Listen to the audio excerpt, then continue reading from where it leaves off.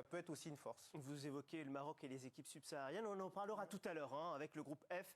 Et notamment, on écoutera Walid Regragui à ce sujet. Restons d'abord sur cette équipe tunisienne. Le regard sur le 11 type possible, Nabil, de cette formation. Ouais. Avec pas mal de rotation au final.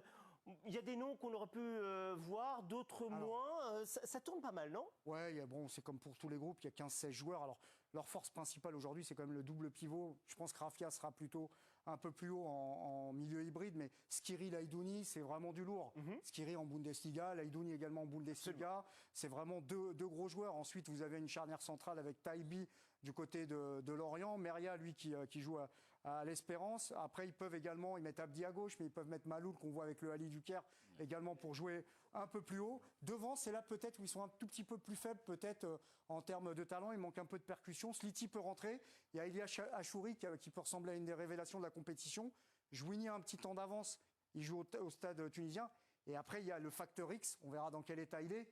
Mais bon, c'est un des meilleurs joueurs du continent sur les 10 dernières années, sans aucun problème, Youssef Msakni. La passe décisive de Nabil Djellit, Youssef Msakni, lors de la dernière Coupe d'Afrique des Nations contre le Nigeria. Ça donnait ça.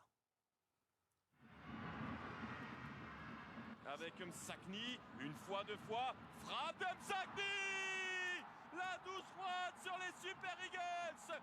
Double erreur d'Olaïna et de Maduka Okoye, c'est l'éternel Youssef Msakni pour sa 7e Coupe d'Afrique des Nations qui vient toucher l'ambiance ici à Garoua. C'est la Tunisie qui est peut-être en train de créer la première sensation de cette CAN. Youssef Msakni, faut-il le rappeler, sa 8e Coupe d'Afrique des Nations dans quelques jours à peine.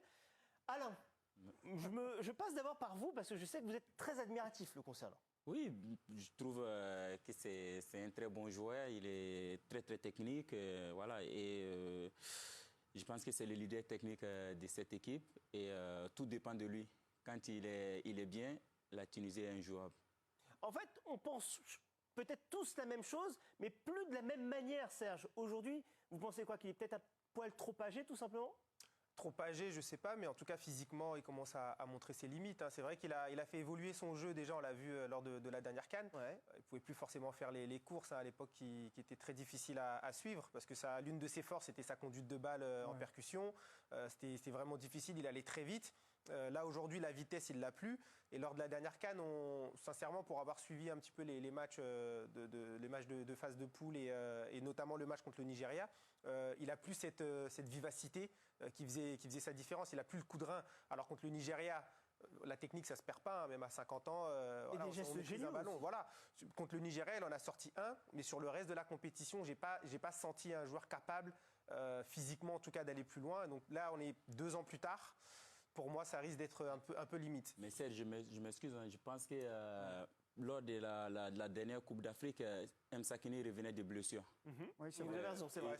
Il revenait de croisés. Donc du coup... c'est vrai que c'est une compétition déjà, c'est un poste où physiquement ça n'est pas bien, c'est compliqué. Et puis, s'il est sur le terrain et s'il a la confiance de ses dirigeants, ça veut dire que lui aussi, dans son jeu, il a su se réinventer. Et puis, c'est le guide, c'est le leader technique, Alain l'a dit. Ça veut dire qu'autour, peut-être que tout le monde doit se mettre un petit peu au diapason. Il y a d'autres sélections comme ça, dont certaines qui gagnent des Coupes du Monde, où il y a un joueur majeur et tout le projet tourne autour de ce leader et de cette différence qu'il est capable de faire à un moment donné. Et Nabil, quel joueur majeur? Ah oui, c'est incroyable. J'ai souvent discuté avec des joueurs qui l'avaient affronté. On a l'impression qu'il glisse. Et des fois, on a l'impression qu'il pousse le ballon trop loin. Tu penses que tu vas le récupérer. Et au dernier moment, il fait la différence. Alors c'est vrai, il a perdu des cannes. Mais il a plus de maturité. Moi, je me suis un peu renseigné. Il participe un peu plus aux tâches défensives. Il est un peu plus dans l'esprit collectif. Est-ce que c'est pour compenser peut-être le manque de percussion? Mais là, au Qatar, où il joue depuis un moment, puisqu'il a fait toute sa carrière au Qatar, enfin une grande partie de sa carrière, puisqu'il avait gagné la Ligue des Champions avec l'Espérance, et puis il est parti pour un transfert exponentiel du côté du Qatar. Il est très en forme. Il enchaîne les buts. Et l'année dernière, il a même été élu meilleur joueur du championnat. Bon.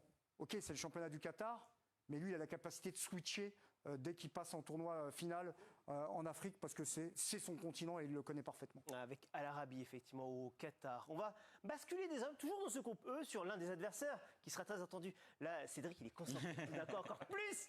Attendez, Cédric, vous allez développer vos arguments. Déjà, on le rappelle, cette équipe du Mali, 13e participation pour cette équipe malienne coachée par Eric Schell. Évidemment, le meilleur résultat, 1972, nous n'étions peut-être pas tous nés sur ce plateau, lorsque le Mali avait atteint la finale et 8e de finale, faut-il le rappeler, lors de la dernière Coupe d'Afrique des Nations. Alain, tiens, votre regard sur cette équipe malienne, avant de la passer la main à Cédric, c'est vrai que le Mali arrive costaud, je pense qu'on veut dire. Bien sûr, le Mali arrive costaud. Le Mali a changé de politique il y a quelques années, oui, avec la création des centres de formation. Absolument. Et ils ont le résultat. Ils ont le résultat, surtout en jeunes déjà. En jeunes, ils ont gagné des compétitions africaines. Et moi, je trouve dommage avec tous les joueurs que le Mali arrive à sortir chaque année et ils n'ont toujours pas d'étoile sur les maillots. Donc c'est le bémol, je ne sais pas si c'est l'organisation ou c'est un problème d'ego, je ne sais pas, mais le Mali mérite d'avoir une étoile sur les maillots. Ce qui est vrai, Cédric, c'est que, et Alain l'a très bien dit, en jeune, il y a des performances maintenant, et régulièrement surtout. On se dit que enfin, c'est peut-être la maturité, le moment pour voir ce Mali réussir à performer. Ouais, je rejoins Alain, c'est une anomalie. On a eu des joueurs majeurs, des joueurs qui, même dans des plus grands clubs européens, ont gagné des champions, etc. Donc voilà, c'est peut-être pas avec ce genre de joueurs que le Mali pouvait gagner la CAN. Et c'est vrai que là, au niveau du timing, par rapport au progrès dans le jeu, par rapport à la maturité sur le terrain, ce qui montre en club aussi, parce que c'est ça aussi, il faut arriver avec le vent dans le dos, il faut être performant dans son club. Bon, on l'a dit aussi il y a 2 ans, malheureusement, mais c'est vrai que là, on a envie d'y croire parce qu'il y a du football, il y a un vrai projet, il y a de la cohérence, et j'ai l'impression qu'il y a quand même une sympathie autour de cette sélection. Ouais. Tout le monde a envie de la voir arriver loin parce que ce qu'elle dégage, ça parle football. Juste, Cédric, vous le dites, la cohérence, la sympathie, et au final, un bon mood, j'ai presque envie de dire, autour du Mali. On le rappelle, il y a 2 ans, il y a cette élimination face à la Guinée équatoriale. La Coupe du Monde sans le Mali aussi, alors qu'on l'attendait peut-être qualifié. Après, il y a eu l'élimination face à la Tunisie. Est-ce que dans les têtes, c'est bon? Tout est dans le bon sens maintenant? Bon, il y a ces traumatismes des 8e. C'était la Côte d'Ivoire en 2019. C'était la Guinée équatoriale, un peu moins honorable forcément, en 2022. Le staff a changé. Il y a des joueurs qui sont venus apporter une certaine fraîcheur. Hein, on a vu Doumbia du côté de Brest réaliser une performance historique. On le rappelle, avant la trêve hivernale, il avait marqué un quadruplé face à Lorient, assez incroyable. Voilà, donc c'est un des joueurs sur qui on va compter, une nouvelle génération. Il y a une bonne préparation aussi, donc ils ne font pas forcément beaucoup de bruit vu les derniers résultats, mais l'ambition, c'est d'être dans le dernier carré, ça c'est évident. Ça c'est dit, dernier carré quoi pour le Mali. L'ambition.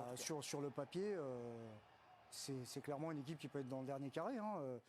C'est pas le problème des joueurs, de toute façon on les voit bien, les joueurs, les individualités maliennes, elles brillent en Europe, elles brillent dans les compétitions de jeunes. Non, c'est une question peut-être de déverrouiller quelque chose mentalement. On verra si Eric Schell va pouvoir faire franchir un cap mental à cette équipe. C'est vrai qu'il y a une équipe parfois un peu trop académique, qui peut parfois donner l'impression de manquer de personnalité. On parlera peut-être tout à l'heure de l'équipe type du Mali, mais c'est vrai, on a envie tous de voir le Mali voyager loin pour le Mali, tout simplement. Vous avez parlé d'Eric Schell, justement, forcément il sera très attendu, le sélectionneur de cette équipe du Mali.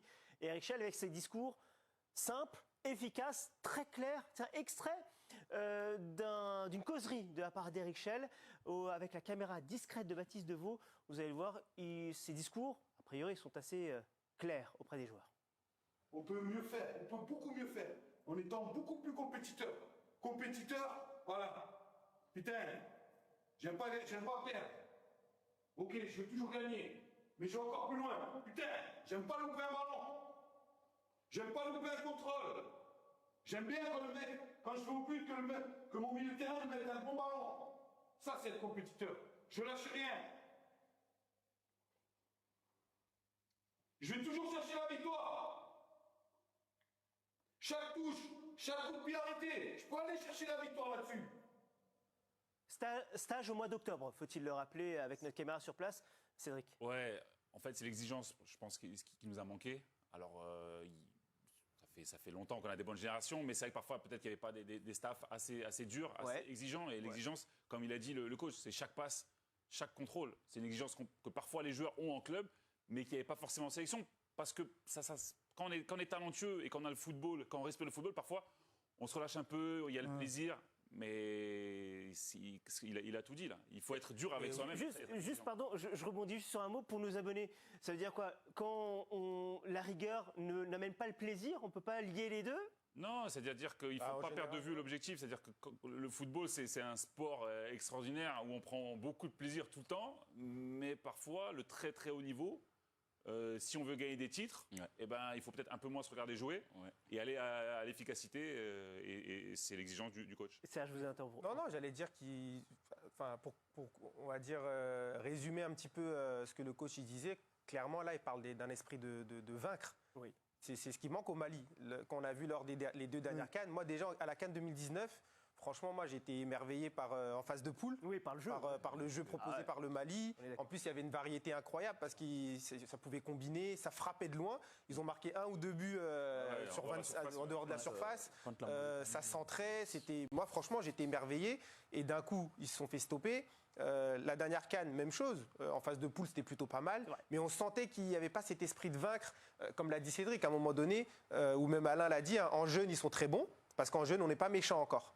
Mais quand on arrive au niveau senior, pour passer un cap, il faut être un peu plus méchant. Juste l'esprit d'Éric Schell, en tout cas, qu'on a évoqué. Il est apprécié, cet esprit, notamment par les joueurs, et notamment par Amari Traoré, qui avait été interviewé par Baptiste Deveau lors de ce stage. Je dirais, moi je l'appelle grand frère. Voilà, c'est le grand frère du groupe. Voilà, c'est un passionné, il aime son pays, c'est un amoureux de son pays. Il a joué au foot, il a été joueur professionnel, donc du coup il connaît le milieu. Il sait comment nous parler et il sait, quand un joueur n'est pas bien, il sait ce qu'il doit lui dire. Il a changé beaucoup de choses. Voilà, apport grand frère, petit frère, donc que ce soit avec moi ou avec le reste du groupe. Avec son staff, il n'y a rien à dire. Il y a côté humain, c'est incroyable. On est tout le temps, dans l'humain. Mais quand il faut être sérieux, il n'hésite pas de nous mettre à l'amende, que ce soit lui, son adjoint, son staff. Franchement, le coach, il n'y a pas grand-chose à dire. Quelqu'un qui est humble, qui aime son travail, qui aime son pays, qui aime ses joueurs, qui va à la guerre pour ses joueurs. Et on a l'impression que les joueurs vont à la guerre pour lui aussi. Quand on voit le discours d'Amari Traoré, qui sera forcément dans le 11 type, a priori, d'Éric Schell durant cette compétition. On va le voir, ce 11 type, avec, on insiste notamment sur ce milieu de terrain. C'est épatant là, ce qu'il y a au milieu de terrain là, Cédric.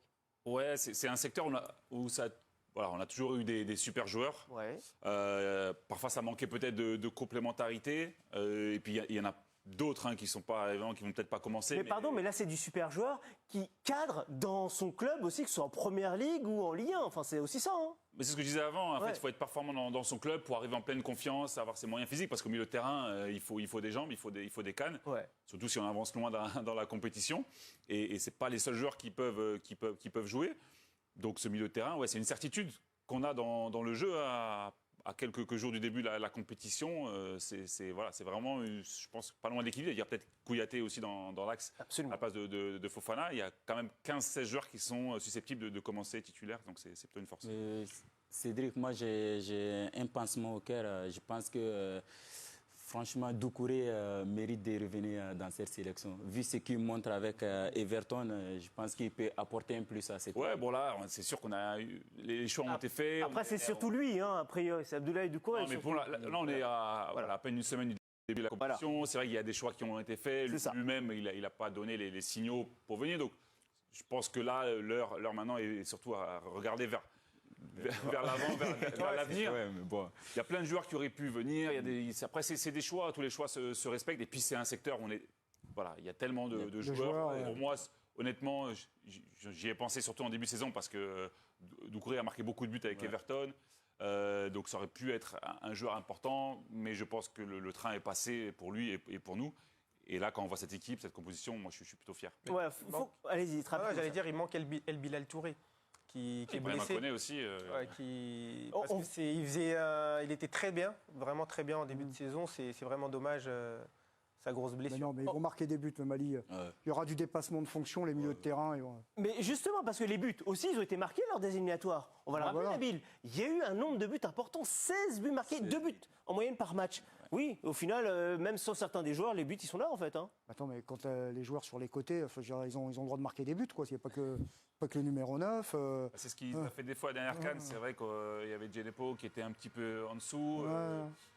Traoré revenait de blessures aussi. Et là, c'est vrai que ce soit Kamori, que ce soit Chico Doumbia, il y a Néné Dorgelès aussi qui est capable de marquer. Donc il y a la relève, c'est l'animation. Hein. C'est vrai qu'on parle souvent de ce poste de numéro 9 avec les blessures de Koné puis de Bilal Touré. Mais regardez, il y a même des buts en dehors de la surface. Il y a de quoi faire. Il y a la variété dans le jeu, donc je ne suis pas inquiet. Rapidement, Alain. Mais le Mali, j'ai l'impression qu'on peut faire des équipes pour la Coupe d'Afrique. On peut faire beaucoup de milieux de terrain, ça c'est sûr. Eux, le Mali, peuvent avoir un 11 avec 11 milieux de terrain et le Nigeria avec 11 attaquants. Voilà, c'est ça, exactement. Vous l'avez vu, en tout cas, 16 buts marqués lors de l'année 2023, toute compétition confondue. Oui, il y aura des choses et il y aura du danger, forcément, avec cette formation malienne. Et c'est sûr que Hugo Bross va avoir peur de cette équipe malienne. Lui, le coach désormais de l'Afrique du Sud, des Sud-Africains. On va voir, justement, on va en parler. Cette équipe sud-africaine qui est quand même très sympathique. 11e participation pour elle qui a gagné. Faut-il le rappeler, évidemment, la CAN, c'était à domicile en 1996. La CAN 2021, elle n'y a pas participé. On évoquait Hugo Bross qui était à la tête de cette sélection. On le rappelle, l'Afrique du Sud qui, notamment, alors certes, dans un groupe A3, hein, c'était particulier puisque le Zimbabwe avait été suspendu, mais qualifié notamment en battant le Maroc. C'est pas anodin, ça, quand même, Nabil. Non, c'est une équipe qui revient bien. Dernier coup d'éclat en 2019, ils avaient éliminé l'Égypte chez eux. Il y a un sélectionneur qui connaît le chemin de la victoire. Il l'a fait avec le Cameroun en 2017 en optimisant son groupe d'une manière remarquable. Il y a une ossature en partie de joueurs locaux, de joueurs qui se connaissent. Et on les voit chaque week-end ou chaque quinzaine avec les Mamelody Sundowns, mais aussi des joueurs Super Sport United. Et puis, on parlait d'Msakni du côté de la Tunisie. Il y a aussi... un des meilleurs joueurs du continent actuellement qui joue du côté du Ali du Caire, Percy Tau, qui est le facteur X de cette équipe. Elle est joueuse, elle a battu, c'est vrai, un Maroc amoindri, mais elle a quand même montré des choses. Et en plus, ce que j'aime bien, c'est qu'elle joue, c'est agréable. On a envie de la regarder. Tout en observant la compo potentielle d'Hugo Bross, je vous passe la main, Cédric. C'est vrai que cette équipe, elle est sympa visuellement à avoir joué en tout cas. Ouais, parce qu'il y a des certitudes. C'est vrai qu'il y a une dynamique déjà, parce que ça fait longtemps qu'ils perdent pas trop. Ils enchaînent les bons résultats. Alors ce match contre le Maroc, on a vu, il y avait eu des erreurs individuelles. Mais il faut quand même gagner une équipe qui a fini 3e la dernière Coupe du Monde. Donc, 4e, pardon, demi-finaliste. Et je pense qu'ils arrivent un petit peu masqués. C'est vrai qu'on les met en dessous de la Tunisie, qui était mondialiste. Ils étaient on rappelle, dans le tirage, ils étaient dans le chapeau 3. Non, mais le groupe, il est difficile, là. En fait, quand vous avez dit Hugo Bross, je me suis dit, mais attends, mais avec Sénégal, Cameroun, Guinée, Gambie, pour moi, c'est le groupe le plus difficile, celui dont on parle, là. Ouais, parce que c'est assez homogène, hein, parce qu'ils ne font pas de bruit, mais ils ont un super championnat. Bien sûr. Et quand on joue dans un gros championnat, regardez les Égyptiens, ils n'ont pas forcément des joueurs. Bon, ils ont un certain Mohamed Salah, numéro 11. Ça peut aider. Ça peut aider. Mais derrière, il y a du football, il y a un projet. Et ça c'est fort en Afrique et ça fait souvent des résultats. Juste aussi, on parle de cohésion. Vous évoquez les clubs, notamment le Mamelody. Quand on voit ce 11, on rappelle, la plupart des joueurs sortent justement de un ou deux clubs sous-entendus. Ils jouent quasiment tout le temps ensemble au final. Mais en termes de cohésion, ça peut aider, même si, on le rappelle, depuis le mois d'août, entre le championnat local, l'African Football League, ou qui a vu des matchs supplémentaires, la Ligue des Champions également. Au final, les jambes, là, elles sont un peu lourdes déjà. Hein. Oui, mais bien sûr, mais bon, c'est des compétiteurs et ils vont arriver en Coupe d'Afrique à bloc. Et moi, ce que j'aime dans cette équipe-là, ça joue au ballon. C'est des joueurs de ballon, ça sort de derrière propre, ça essaie de faire balader un peu les adversaires. Et puis, voilà, les facteurs X qui va super vite et voilà, Je pense que l'Afrique du Sud, le groupe, c'est pas encore joué. Hein.